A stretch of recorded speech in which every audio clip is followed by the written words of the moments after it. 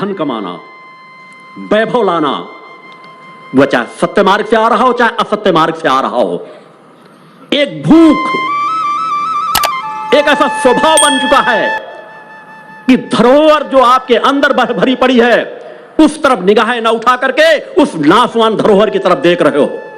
यह सत्य जानते हुए कि लाखों करोड़ों अरबों की संपत्ति इकट्ठा कर लेने के बाद भी वह कुछ मेरे साथ नहीं जाएगी। सिकंदर का जीवन देखो, सम्राट अशोक का जीवन देखो, उन राजा महाराजाओं का जीवन देखो जो बड़े बड़े वैभवशाली भवनों में रहते थे, जहां पर एक आम व्यक्ति जूते पहन करके पग नहीं रख सकता था। आज उनके महलों की क्या स्थितियां हैं, वहां गीदड़ और उल्लू लटक रहे हैं। जहां पर आम व्यक्ति को प्रवेश करने का अधिकार नहीं होता था, वहां आज सैनिकों की बूटों की टापें गूंज रही हैं। क्या तुम भी ऐसा जीवन चाहते हो? क्या तुम भी ऐसा महल खड़ा करना चाहते हो? अगर नहीं तो सजग हो जाओ, एक ऐसा महल खड़ा करो, आत्मा का महल, चेतना का महल, संकल्प का महल, पुरुषार्थ का महल, जिस पुरुषार्थ के बल पर तुम जो चाहो वह कर सकते हो।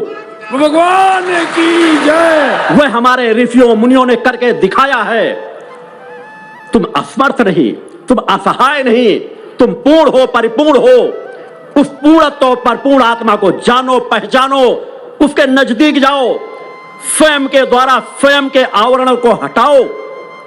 वह आवरण जो अनेकों जन्म जन्म से आपके ऊपर पड़ते चले गए हैं, उस दिशा पर नित्य विचार करना पड़ेगा, नित्य प्रयास करना पड़ेगा, सच्चे मन से मां की आराधना करना पड़ेगा।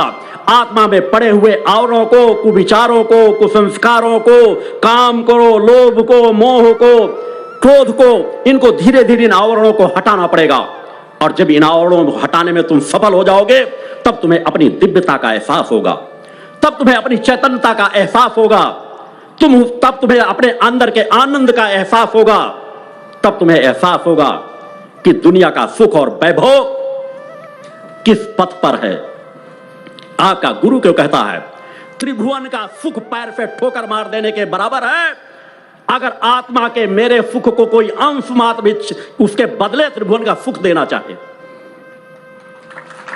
एक अलौकिक आनंद, एक अलौकिक तृप्ति, एक अलौकिक शांति, एक अलौकिक संतोष, मगर आवश्यकता होती है उसके लिए पुरुषार्थ करने की, उसके लिए पुरुषार्थी बनने की, उसके लिए कर्मवान बनने के लिए, उसके लिए एक के बाद एक संकल्पों से अपने आप को बांधना होता है। जिस तरह पानी का प्रवाह, यदि आप एक किसी पानी को लेकर के अपने खेत तक नाली बनाकर ले जाना चाहते हो, यदि जगह जगह पर वह नाली कटी हुई होगी तो आपके खेत तक पानी कभी भी नहीं जाएगा। उस पानी को पहुंचाने के लिए आप मेड़ को अच्छी सुव्यवस्थित तरीके से बांधते हो। उसी तरह अपने जीवन के जितने छिद्र हैं, जितने भी विकार के रास्ते हैं, उन विकारों के रास्तों को संकल्प के साथ बांधो।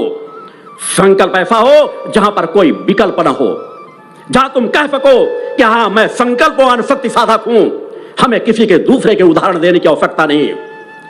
संकल्प हमारा जीवन होना चाहिए, पुरुषार्थ हमारा जीवन होना चाहिए। भीष्म पितामह की प्रतिज्ञा टल सकती है, मगर योगीराज सत्यपुत्र की प्रतिज्ञा कभी आज तक नहीं टली, ना भविष्य में टल सकेगी। विश्वामित्र का ब्रह्मचर्य व्रत खंडित हो सकता है, मगर योगीराज सत्यपुत्र के ब्रह्मचर्य व्रत को खंडित करने की सामर्थ्य किसी त्रिभुवन में नहीं है। मैं भी वैसा जीवन